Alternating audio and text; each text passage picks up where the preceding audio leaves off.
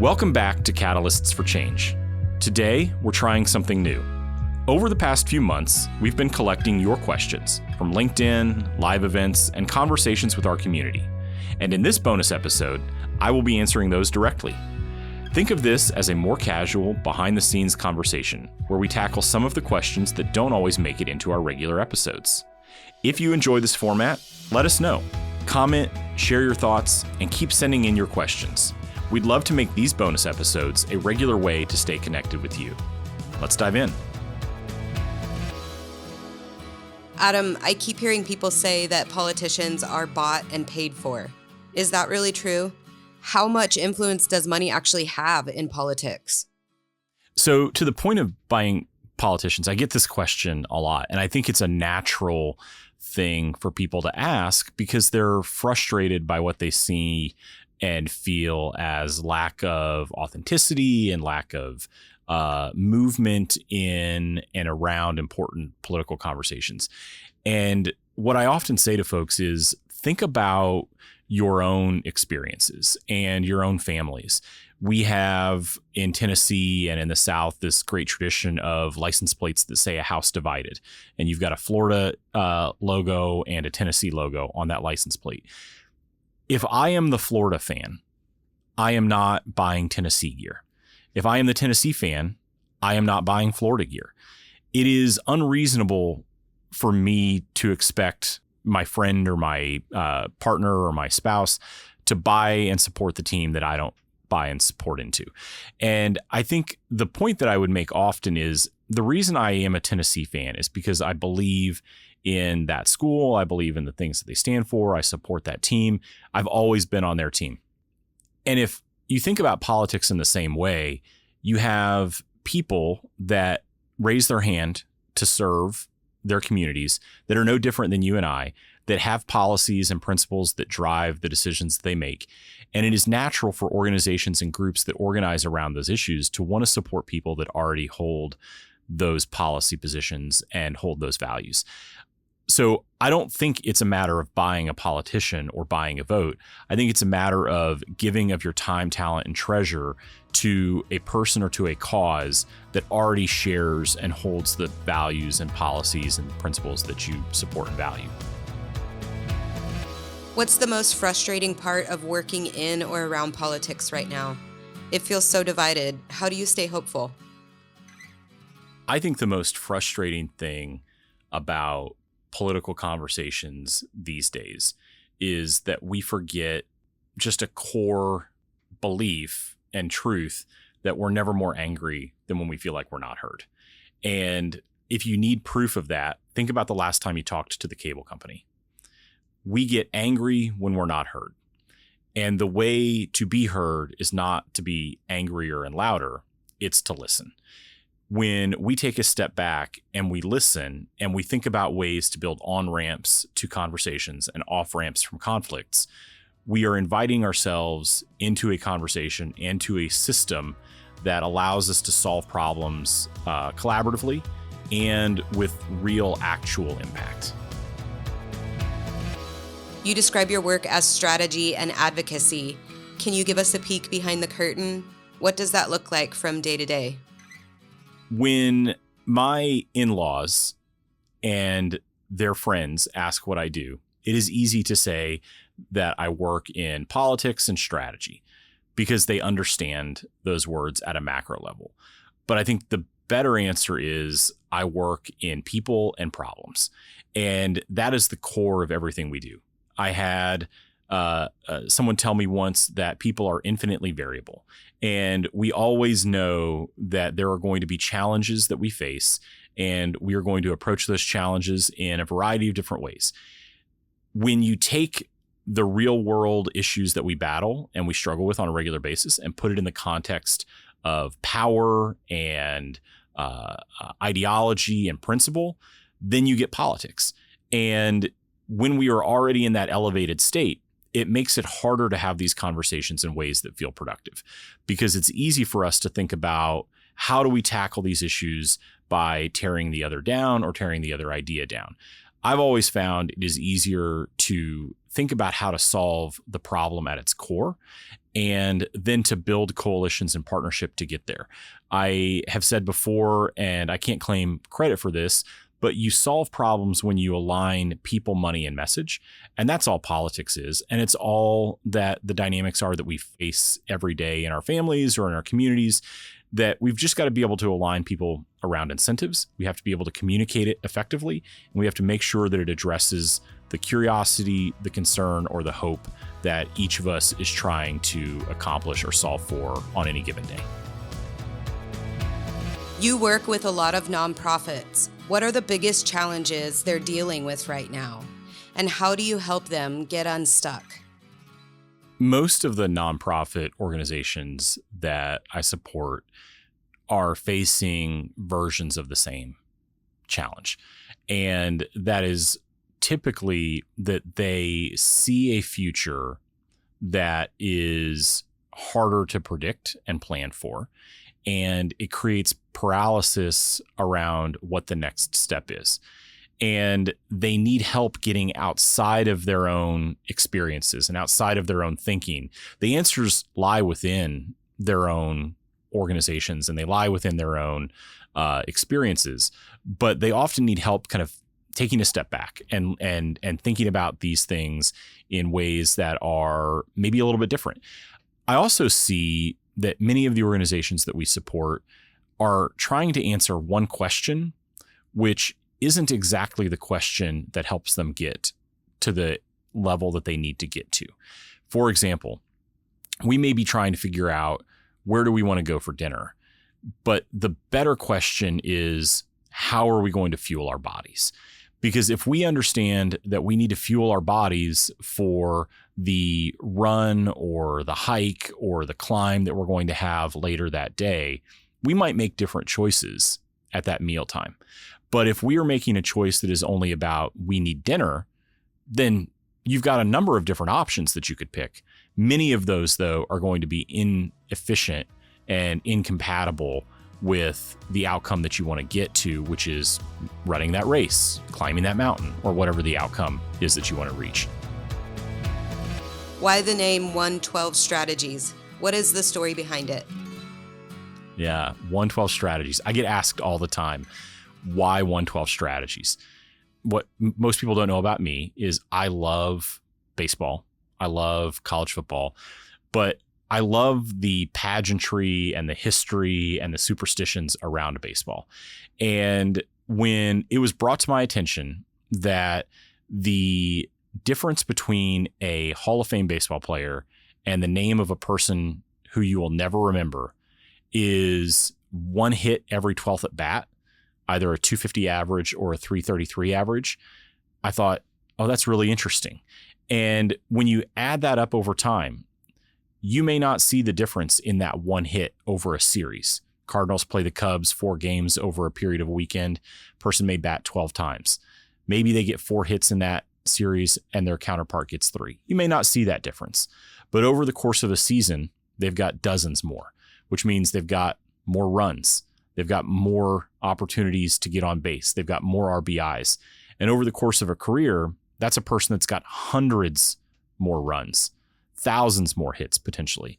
And that's a person who's going to live in infamy and in the minds of baseball fans forever. And that other person that was batting 250, you're never going to remember.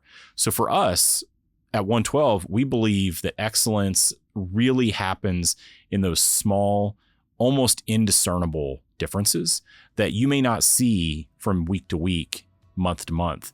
But over the course of the time that we support our clients and the work that we do, it's going to have a transformational impact on the work that you're doing and on the communities that you serve. You talk a lot about consistency and showing up. Can small actions really make a big difference? So I'm asked often, how does showing up and being consistent impact an outcome? And I think back to a moment when I was trying to raise money for the organization that I led prior to starting 112 Strategies. And I had been working with a funder and their representative for a while. And over coffee, I'm sitting down with this person and they said, we're going to be able to make this gift to the organization that you're supporting. and it's going to be at a pretty substantive level. And we're giving you this gift because you told us 6 months ago that you were going to do something, and you actually did it. And it struck me as odd because I wasn't aware that there was another option to say you were going to do a thing and then not do it, or to say you're going to do a thing and do it. But it was a valuable lesson for me that following through on your commitments is a valuable business development strategy. It's valuable in building your relationships with your network, and maintaining those over time is extraordinarily helpful. So when I tell people what sets folks apart, if you are an advocate or you want to be involved in community service or lead an organization, what I would say is identify your mission, build out the strategies to accomplish that, and be ruthlessly focused on consistency and showing up, and eventually something will break in your favor, because your opponents or your opposition or your competitors, whoever they are, at some point are going to take a nap. It doesn't mean you have to buy into so-called grind and hustle culture, but what it does mean is you have to be really clear about what your mission is, how the work you're doing aligns and furthers that mission, and not allow yourself to be distracted and have time stolen from those things, and you'll make a difference. Burnout is such a real thing for people working in nonprofits. How do you help leaders stay healthy and avoid burning out? Burnout in nonprofits is real, but so is martyr syndrome. And when leaders talk to me about how to maintain energy and not burn out in the work that they're doing, one of the first questions that I'll ask is, how important is the mission to the work that you're doing and to the community that you're serving?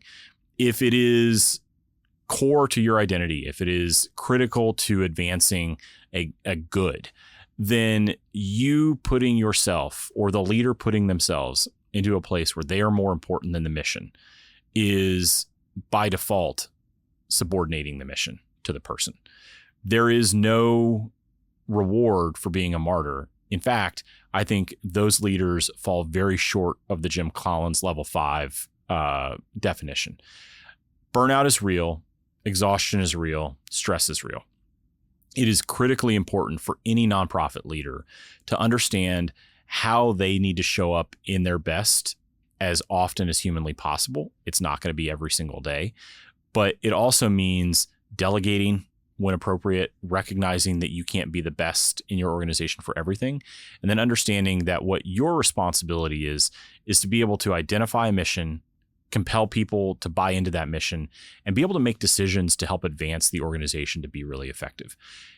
To avoid burnout, you have to nurture all of who you are, and you have to feed all of who you are. And when all of who you are is the work that you're trying to accomplish because you're tied up in a title, or you're tied up in what that says about who you are putting yourself in front of the mission of that organization, and you're doing it a disservice. You may burn out, you may not, but it's definitely the wrong way to orient your work.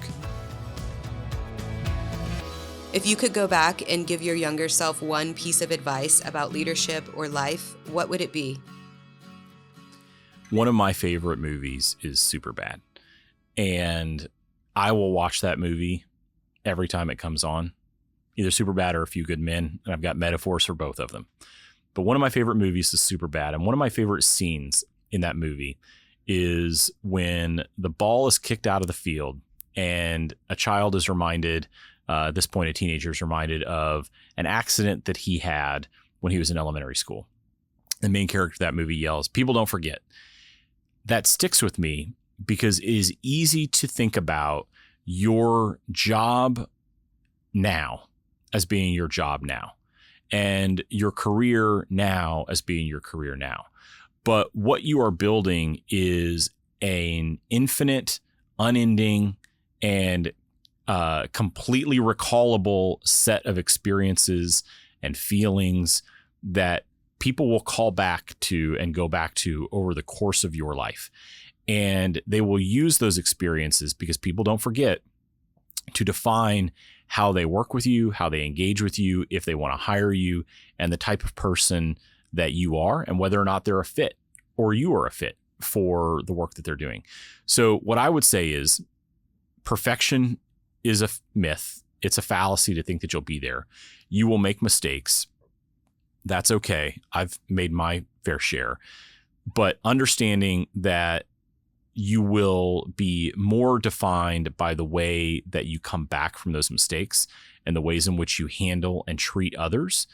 I wish I would have learned those lessons earlier. I've learned some of them by watching others. I've learned some of them through firsthand experiences, some painful, some less so, but I've learned them along the way. And I think the earlier that people can learn those things and in least painful ways possible, or in the least painful way possible, the better you're going to be. What's your approach to reading the room in high pressure situations? And how do you balance asking tough questions while staying calm and focused? My favorite scene from my favorite movie, A Few Good Men, is, as most people would probably guess, is the courtroom scene when there is a declaration that Colonel Jessup ordered the code red. And what I love about that scene is so much. There are so many lessons that you could pull from that, including active listening, thoughtful questions. Tom Cruise's character knows exactly where he's going in this story. And ironically, Colonel Jessup probably does too. But Cruise's character is able to frame questions in a way that elicit very specific responses. And he understands the strengths and the gaps in the person that he is facing. And he leans into those and cultivates an environment that gets to the outcome that he wants. It creates high drama. There's a breaking point.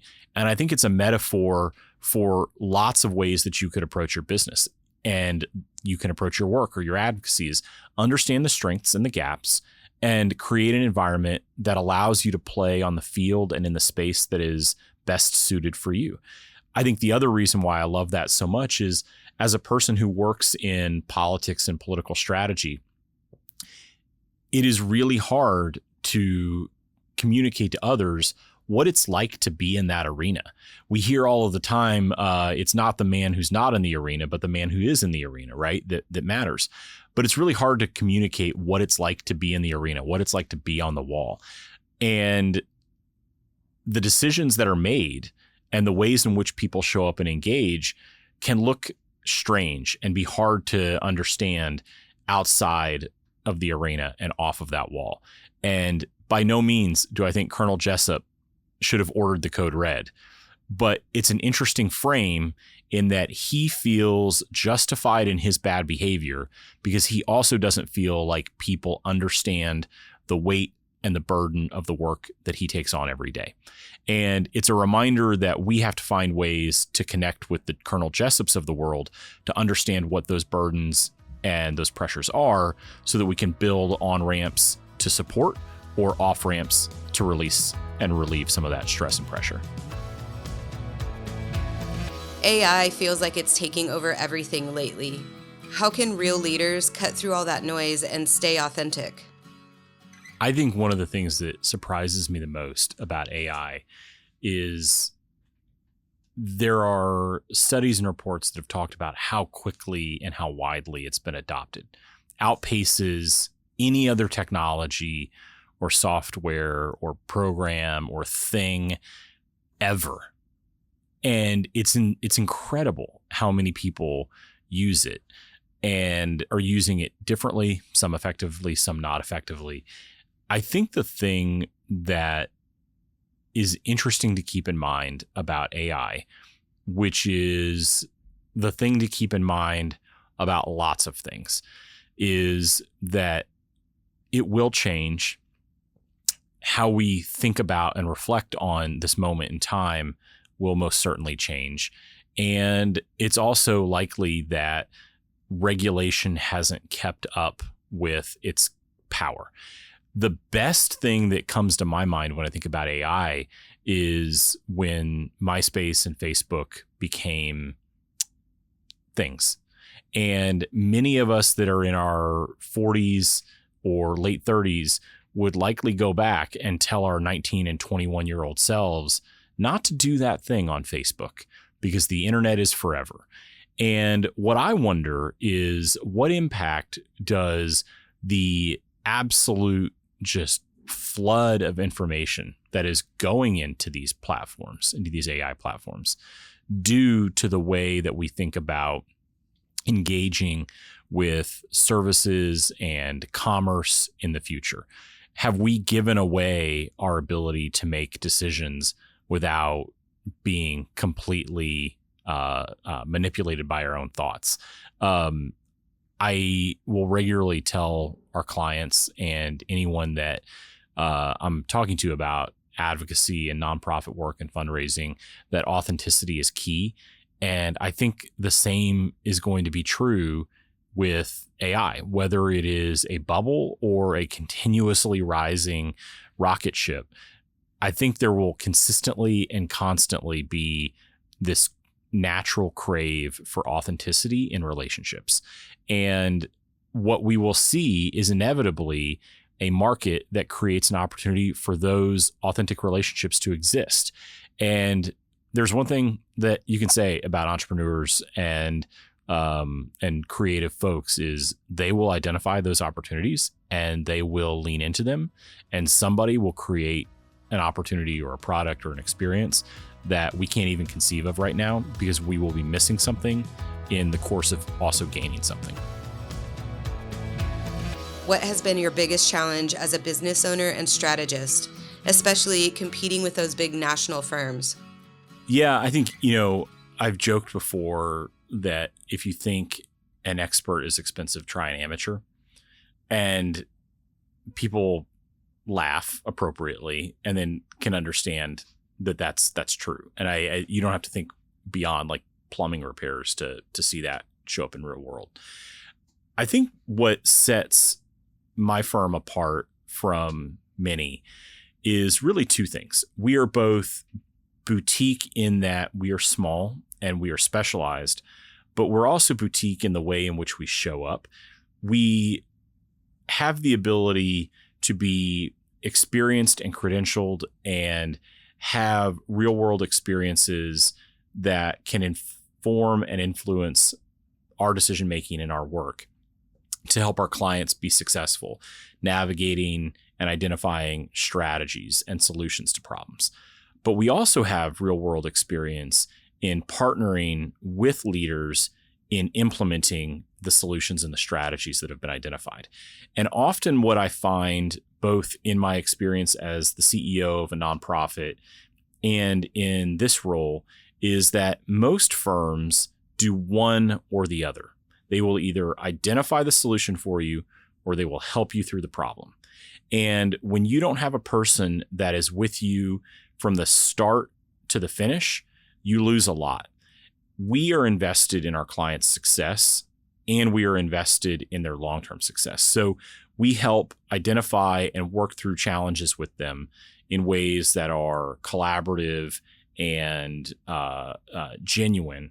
But we also will partner with them to ensure that those solutions are implemented with fidelity and with impact, and recognize that a plan is only as good as the circumstances that it matches up against. And we will help our clients recognize that through that implementation, we can modify and modernize our approaches so that they are successful. What matters to us is not that we delivered you a product. What matters to us is that the product that we delivered helped position you for success.